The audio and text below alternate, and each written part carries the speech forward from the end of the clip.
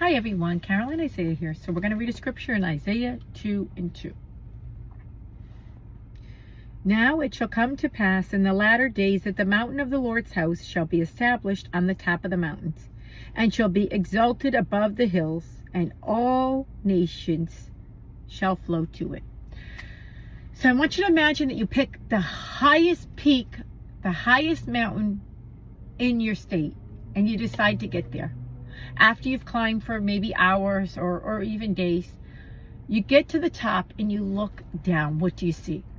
You see a panoramic view of everything. You could see the small mountains. You could see creation. You could see the beauty. You could see everything from miles around.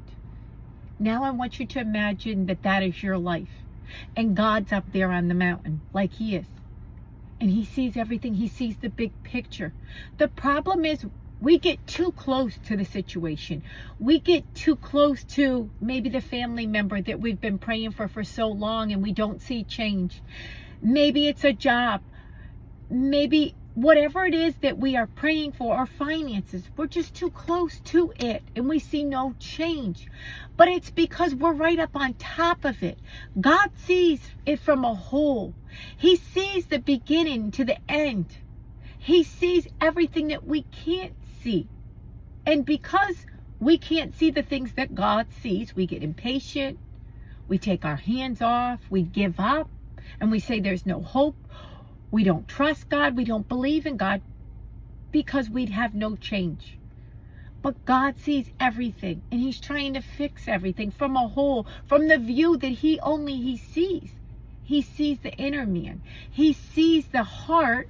He tests the heart. He tries the heart. He renews the heart. But these things take time.